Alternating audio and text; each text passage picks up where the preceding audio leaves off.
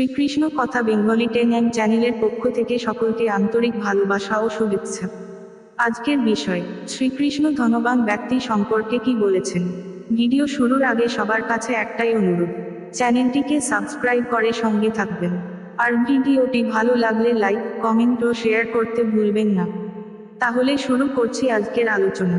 শ্রীকৃষ্ণ ভগবদ্গীতাতে সম্পদশালী ব্যক্তিদের বিষয়ে বেশ কিছু উপদেশ দিয়েছেন, যেখানে তিনি গুরুত্ব দিয়েছেন সম্পদের সঠিক ব্যবহার এবং অহংকারমুক্ত জীবনের উপর।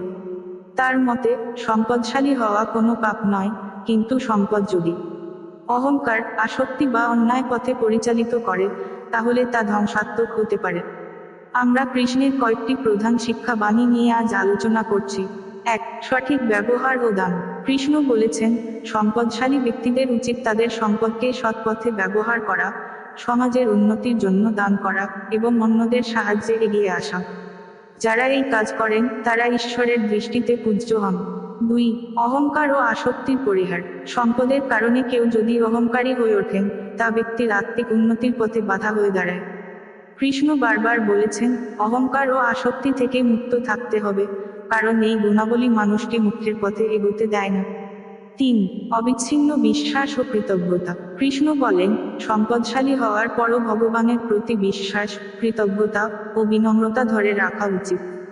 কারণ সম্পদ আসলে ঈশ্বরের আশীর্বাদ এবং তা মানুষের ব্যক্তিগত সম্পত্তি নয়। 4. অতিশয় ভোগের পরিহার। কৃষ্ণ বলেছেন যে, সম্পদশালী ব্যক্তি যদি শুধু নিজস্ব ভোগে মত্ত থাকে এবং অন্যদের উপকারে আসে না, তাহলে তার সম্পদ একদিন তাকে দুর্ভোগ ফেলতে পারে। অতএব, সম্পদকে সঠিক পথে বিনিয়োগ করা উচিত এবং সর্বদা সৎ পথে চলা উচিত।